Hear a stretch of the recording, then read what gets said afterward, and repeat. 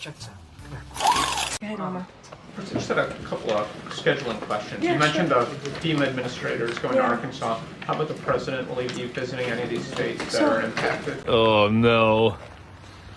Here we go again. Here we go again. I don't have anything to preview on the president's schedule at this time. Obviously, you heard me lay out what FEMA has been able to do and how we are there for the states that have been impacted by this horrible storm. FEMA is on the ground. They're assessing what's needed. Really? The president called the governors just yesterday. We read that out. And obviously, we are here to assist on the federal government side and are ready to help. And I think it's important that the FEMA administrator will be on the ground in Arkansas. I don't have anything on the president's schedule to share.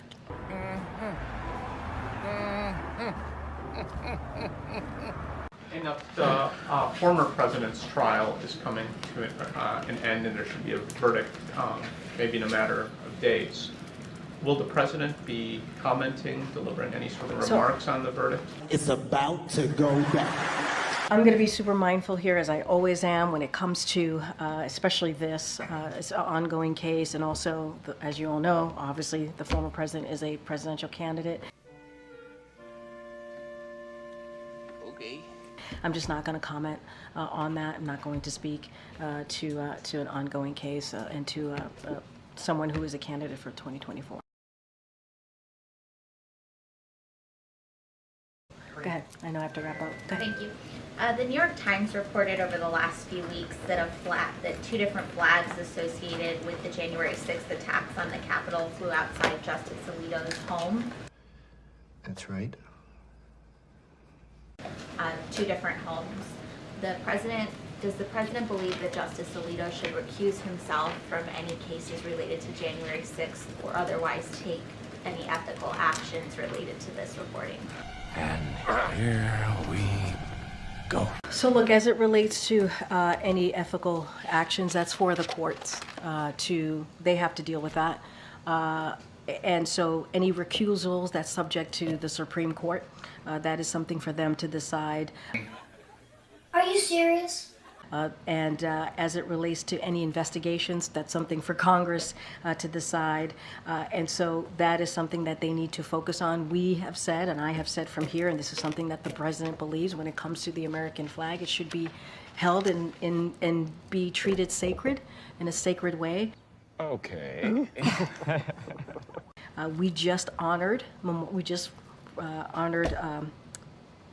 veterans who obviously lost their lives. Memorial Day was just yesterday. And so we need to properly respect and honor those brave men and women. Boy.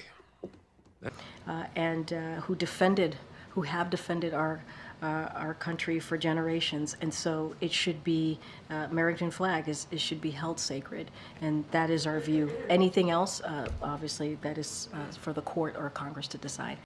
Shut up, bro, shut up, bro. Shut up, my nigga, shut up. Thank you so much. So last week from this podium, Jake Sullivan was asked about the Rafah operation, and he said, and I quote him, "What we're going to be looking at is whether there is a lot of death and destruction from this operation." You're goddamn right.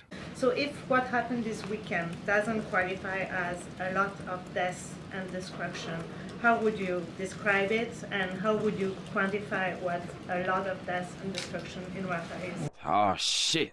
Here we go again. We don't. There's not like a measuring stick here or a quota. As we've said many times, the right number of civilian casualties is 0. We won't see any. This is not true. This is not true at all. Now we've seen more than about a dozen or so that we know of, at least from this strike alone. That's horrific. That's terrible. We don't want to see that. The answer should be 0. Is that right? The Israelis have said this was a tragic mistake. They're going to investigate that. We're going to let them do that. But we've also said, and this is the other part of what Jake said, is that we don't want to see a major ground operation in Rafah. What? That would really make it hard for the Israelis to go after Hamas without causing extensive damage and potentially a large number of deaths. We have not seen them do that at this point, but we're watching it very closely.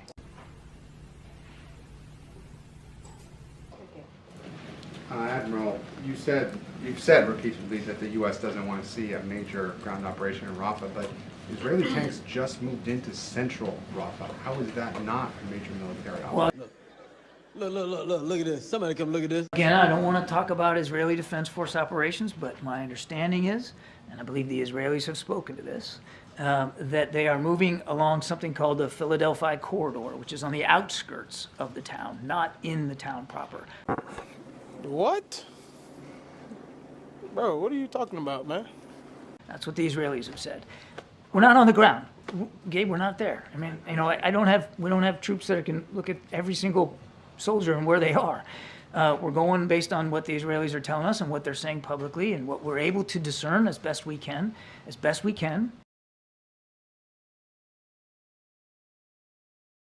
As you and I speak here today, we have not seen a major ground operation, and these tanks are moving along a corridor that they have told us previously that they would use on the outskirts of the town to try to put pressure on Hamas. Lies, lies, and more lies, and lies on top of lies. NBC's crew in Gaza has described it as being central Rafah. If it were to be central Rafah, would that be considered a major? A single tank? Oh no. Here we go again. Here we go again. A single tank with a dozen or so guys? And I mean, we're talking about, you know, you're dragging me into a hypothetical, and I hate that. Who cares?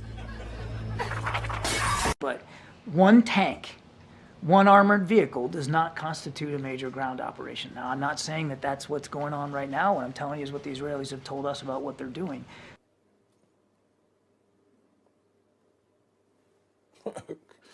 Okay. They tell us on the outskirts.